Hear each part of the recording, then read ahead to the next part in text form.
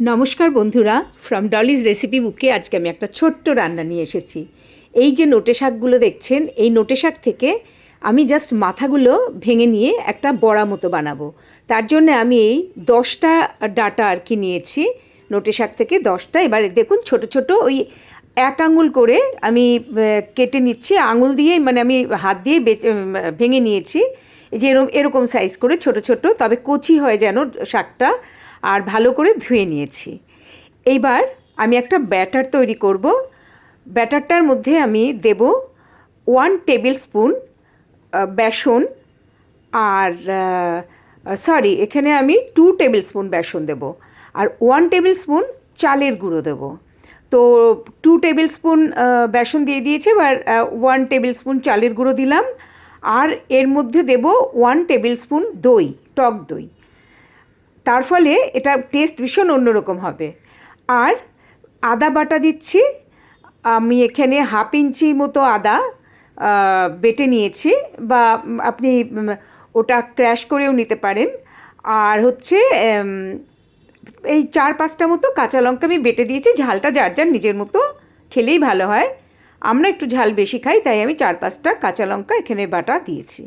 এবার নুন দেব পরিমাণ মতো, আর এখানে আমার রোস্টেড তিল আছে, সাদা তিল, মানে আমি ভেজে রেখেছি সেটাই।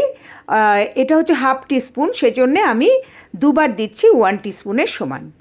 দিয়ে এবার এগুলো ভালো করে মেখে নেব, মিশিয়ে নেব। প্রথমে মিশিয়ে নিলাম, এবার এখানে একটু জল দেব, সামান্য একটু জল দেব, 2 টেবিল স্পুন মতো জল দিয়ে এটাকে আবার মিশিয়ে নিচ্ছি। তারপরে এটা আমি ফেটাবো প্রায় 1 মিনিট মতো, তাহলে জিনিসটা ভালো মিশবে আর বড়াটাও খুব মুচমুচে হবে। এবার আমি মানে 1 মিনিট মতো এটাকে ভালো করে ফেটিয়ে নিলাম।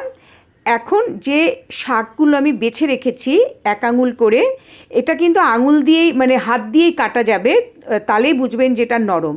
সেই শাকগুলোকে আমি ব্যাটারের মধ্যে ভালো করে মিশিয়ে নিচ্ছি। এটা কিন্তু ভীষণ অন্যরকম রান্না, এটা ঠাকুরবাড়ির রান্না, প্রজ্ঞা সুন্দরী দেবীর। আমি সেখান থেকে পেয়ে আপনাদের কাছে শেয়ার করছি। আর এবার আমি এটা ভাজবো, তাই কড়াই গ্যাসে বসিয়ে দিয়ে পরিমাণ মতো তেল দিয়ে নিচ্ছি, সর্ষের তেল। কারণ যে কোনো ভাজার স্বাদ কিন্তু সর্ষের তেলে অনেক বেশি হয়, সেজন্য এখানে আমি সর্ষের তেল দিয়ে নিচ্ছি। আপনাদের যদি আমার রান্নাটা ভালো লাগে তাহলে সাবস্ক্রাইব করার জন্য অনুরোধ রইল আমার চ্যানেলটা, আর লাইক আর শেয়ার করার জন্য অনুরোধ রইল। আর কেমন লাগলো সেটা আমাকে কমেন্ট করে জানাবেন। তেল গরম হওয়া পর্যন্ত আমি অপেক্ষা করলাম। এবার তেল গরম হওয়ার পর দেখুন ওই ব্যাটারে যে মিশিয়ে রেখেছিলাম নোটে শাকের মাথাগুলো, সেগুলো আমি এখানে একে একে ছেড়ে দিচ্ছি। এটা কিন্তু শুধু ভাত দিয়েও মানে মেখেও খেতে পারেন, কিংবা ঘি কাঁচা লঙ্কা দিয়ে ভাত মেখে এটা দিয়ে খেতে পারেন, বা ডালের সাথে খেতে পারেন। এটা অনেক রকমভাবে খাওয়া যায়। আর গরমের সময় যখন খেতে ভালো লাগে না সব কিছু, তখন এরম একটা রান্না দিয়ে কিন্তু খুব মুখরোচক হয় খাওয়াটা। তো এবার এটা আমি আস্তে আস্তে ভেজে নিচ্ছি ভালো করে। এটা লো টু মিডিয়াম ফ্লেমে কিন্তু ভাজতে হবে, যাতে শাকগুলো ভালো মতো সেদ্ধ হয়ে যায়। তাই এটা কিন্তু হাই ফ্লেমে ভাজা যাবে না, লো টু মিডিয়ামে রেখে এটা ভাজতে হবে। আর একটু আমি দেখুন ভালো করে ভাজছি, কারণ যাতে মুচমুচে হয় আর শাকটা ভালো করে সেদ্ধ হয়ে যায়।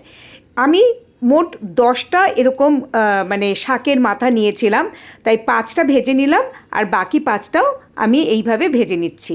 আর বাটিতে সব এই ছেড়ে দেওয়ার পর বাটিতে যে গোলাটা ছিল সেটা আমি শাকের উপরে দিয়ে দিচ্ছি। এবার এটাও ভেজে নেব। তো আপনারা অবশ্যই চেষ্টা করবেন যে একবার এটা করে খেয়ে দেখতে। এটা কিন্তু ঠাকুরবাড়ির প্রজ্ঞাসুন্দরী দেবীর রান্না। এবার ঠাকুরবাড়ির রান্না সবসময়ই এক্সেপশন হয় আর আনকমন হয়। তো এটা আমার মানে আমার কাছে এসেছিল কোনোভাবে রান্নাটা, সেই জন্যে আমি আপনাদের সাথে ভাবলাম শেয়ার করি। তো হয়ে গেল আমার বড়া ভাজা। এখানে আদা, দই আর কাঁচা লঙ্কা পড়ার জন্যে এই বড়াটা কিন্তু অন্য অনেক বড়ার থেকে অন্যরকম খেতে হয়। তাই অবশ্যই আপনারা একবার করে খেয়ে দেখবেন। আমি আবার নতুন রান্নার সাথে আসবো আপনাদের কাছে। আপনারা সকলে ভালো থাকবেন। আজকের মতো নমস্কার।